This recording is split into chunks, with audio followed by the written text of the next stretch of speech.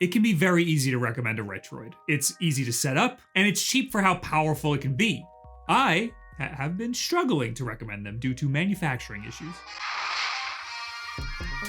I was soured by Retroid when they released the Retroid Pocket 3, which was launched with issues known by Retroid.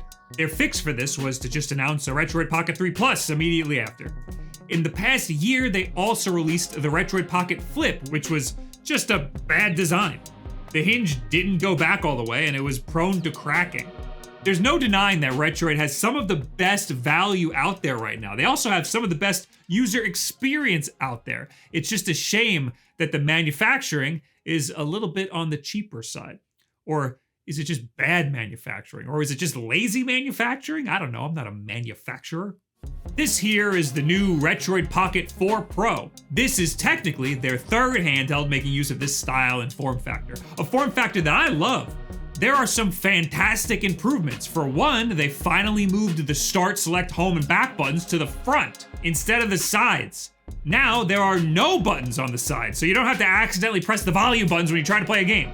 It's got concave Hall effect sticks, which feel very nice. Analog triggers. It's slightly thicker because this thing is slightly more powerful. You're still gonna max out at GameCube and PlayStation 2 on here. You can do some very light Nintendo Switch emulation if you really wanted to. Did I say very light? I meant surprisingly powerful for a $200 device. But for the most part, this is the same device with some quality of life improvements and a slight spec bump that will get you some better performance in some of the games you're already playing on your previous Retroid devices. So if you want a Retroid and you don't have one, this is now the one to get. Even though mine came broken. You can't make this stuff up. But first you're gonna have to hear about Soylent. This video is sponsored by Soylent.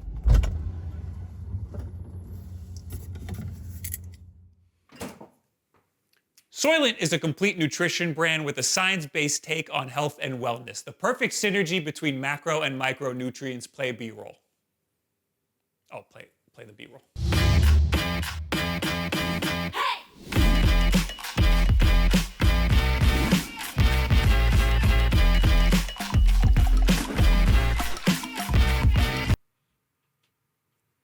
Is that even impressive? I can do that. See? It's easy. I like Soylent for in-between meals to help bulk me up and to keep me satisfied until the next mealtime. Soylent is portable, requires no refrigeration, and is shelf-stable for over a year. You can enjoy it anytime or anywhere without prep or cleanup. See, now that one, someone's holding them and spinning them like a top. You see that? I like the mint chocolate one, but I don't have that here. So it's cool. I also like the vanilla one. It's cool, Soylent, that you didn't send me enough of the mint chocolate ones when I drank them all already. The first 500 people to use the link in the description below and code Wulff30 will get 30% off of their first subscription with Soylent. Hold my legs! Okay, now spin me really hard, but not too hard. Okay. Guys, this is actually a lot harder than I thought. This guy's really talented. Okay, I'm getting dizzy. The blood's in my head. Oh God.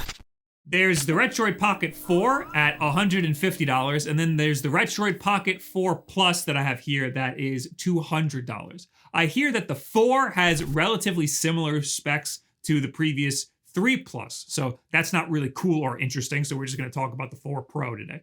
Is it called the Pro or the Plus? It's the Pro. This is the 4 Pro. Jesus Christ, man. We're looking at 8 gigabytes of LPDDR4 RAM, 128 gigabytes of internal storage, and it runs on Android 13. The regular 4 only runs on Android 11. And this is how it performs on the 3D Mark test compared to the older Retroids. So it's more powerful, but we'll have to get into how this translates to actual real-world use. Will you actually feel a difference?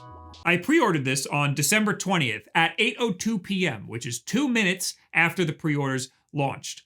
They were gracious enough to give me a coupon code because I'm just such a loyal customer. I've bought so many Retroid products. It was $4 off. Thank you. Thank you so much. They estimated that shipping would begin on January 15th, but mine shipped out on January 18th, and I received mine at my door on February 1st.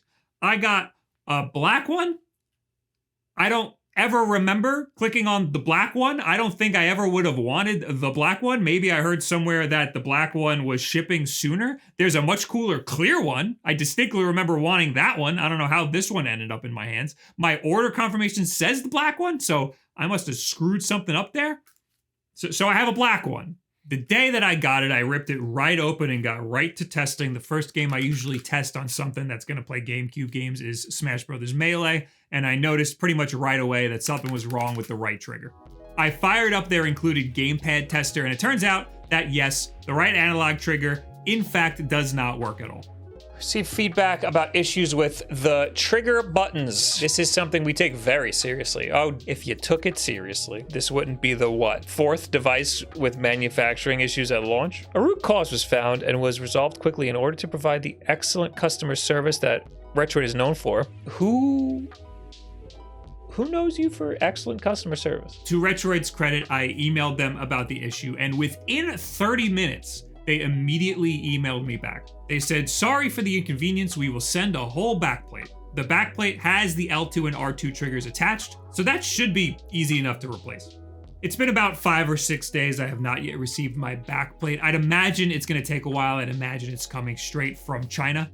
I'm a little bit conflicted on this because on one hand, it's great if they can send me a solution that I can implement myself. If I could just do the repair myself, that's nice and easy. But on the other hand, imagine if you had an issue with like a Nintendo product and like, for example, your thumbstick doesn't work, you got some drift, and they just sent you a thumbstick and they were like, good luck, you got it.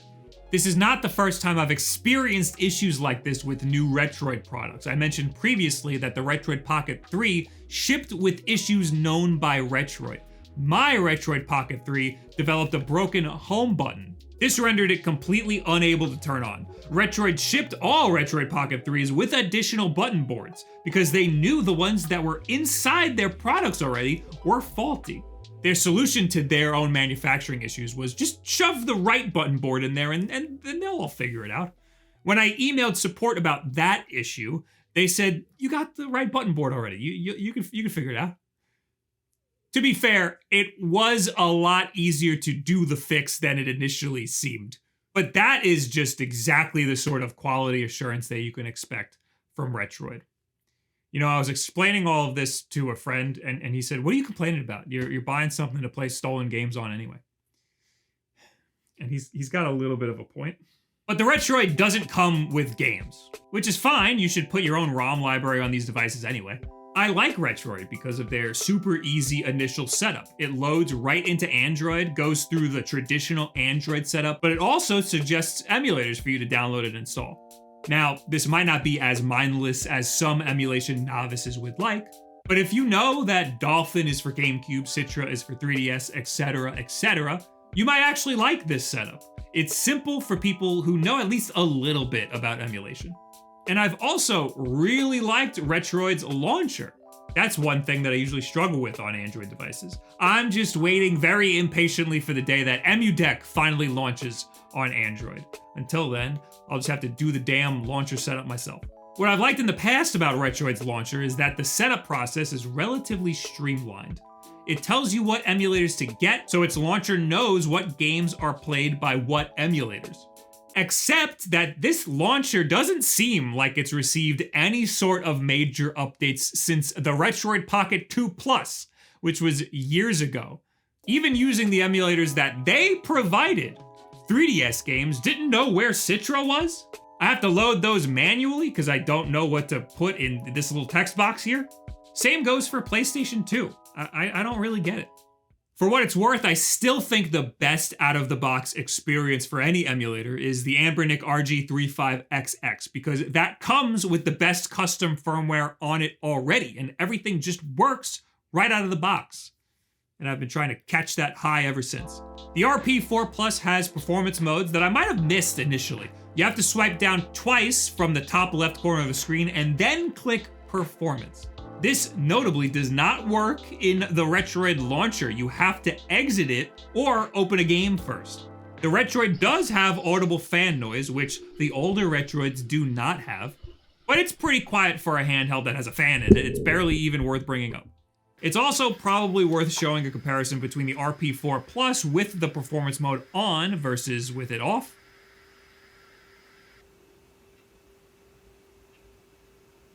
If the fan noise really bothers you that much, you can just turn it off.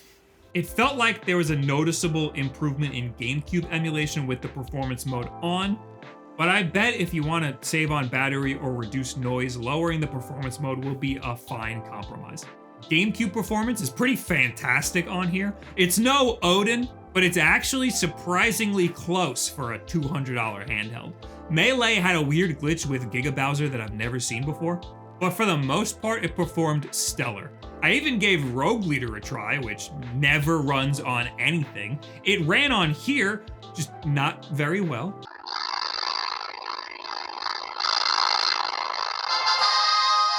It wanted to run really bad, but just couldn't do it.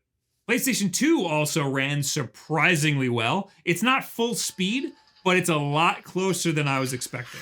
Metal Gear runs great. It looks like it's running at a full 60 frames. You'd probably have a decent time with a large portion of your PlayStation 2 library. Again, for just $200, I'm not complaining. Remember though, my right trigger doesn't work, so I'm still complaining about that. The next thing I like to try is 3DS. Metroid ran surprisingly well even on first load. New Super Mario Bros. 2 ran surprisingly bad. I tried it multiple times on multiple different days, even letting shaders compile and loading naturally from a save point. I would still get these weird lag spikes that I've never experienced before. This was the Citra Enhanced that they suggested from the initial installation. So I went ahead and downloaded the nightly version from Citra's website. This compiled really well. It's pretty much perfect now, and I guess the Citra Enhanced version isn't so enhanced. Also, things now load from the launcher. Kind of. Everything else ran great. N64 ran awesome, and you can expect pretty much every other system to perform similarly well. Everything older than N64 will run in RetroArch. Everything else you'll have to do some setup yourself. Everything from NES to Dreamcast will run pretty much perfect. Anything from GameCube to PS2 might come with a few compromises, but you'll probably be pretty happy with it for the price point. Now, I wouldn't get this thing for Nintendo Switch emulation, but the Nintendo Switch emulation did surprise me a lot. You're not going to be playing anything super powerful on here. I got some weird glitches with Donkey Kong Country, which is a Wii U game. But man, I was surprised by Mario Odyssey. It was playable. It was like half the frame rate, and there were jitters, but you could probably play a decent amount of Switch games on here. Just don't expect Tears of the Kingdom, you know? It's nice and tiny, but it's big enough where it's comfortable. I love this form factor. Getting games on here is super easy. It has a micro SD card slot, but it also just has 128 gigabyte internal storage. It's really easy to just dump games on there that way. The D-pad is nice and clicky, and it's in a great spot for retro games. There's a lot that I love about Retroids. My beef with Retroid is their ridiculous release schedule, making your purchase feel almost immediately invalidated when they release a new one, like right after you just purchased one. And also, their terrible quality assurance. Look, if you purchase one of these right now, you probably won't have to deal with a broken right trigger. That's something that they've probably fixed. But who knows what other issues will rear their ugly heads at when more people get their hands on these things. I think the moral of the story here is to just not pre-order anything from Retroid. Let the kinks get worked out first. Let us YouTubers be the guinea pigs. Let us take the heat first. It's our jobs. If everything were as intended, and you know what? This should be fixed in a couple of days when I get that back piece, so I guess everything will be as intended. This is the best bang for your buck if you want to play anything past N64. The initial setup just isn't as straightforward as I've initially swooned over in past Retroid reviews, and you might have to dance around some QA issues. This isn't a Nintendo product that you're getting here. Kudos to them for providing a solution. Now, how do we make sure this doesn't happen with the Retroid Pocket 5, guys? That'll come out, in like 3 months? What do you guys think about the Retroid Pocket 4 Pro? Have you been interested in Retroid, and is this the time for you to pull the trigger? Do you have a previous Retroid product, and do you think maybe this is worth it, maybe it's not worth it? Leave it in the comments below. Add me on Twitter and all this other social media garbage. I unboxed this and tested it and first played with it over on twitch.tv/WulffDen. So if you want to be a part in the review process, go over there and catch me live, and we can talk about it live. Thank you, Soylent, for helping sponsor this video. Don't forget to check them out at the link in the description below if you've ever been interested in Soylent. But the most important thing that you can do to help support this channel is just subscribe right here and share this video with a friend who's been interested in emulation and maybe now wants to pull the trigger. I can't pull the trigger. Mine's fucking broken. Thank you very much. Have a good week. Goodbye.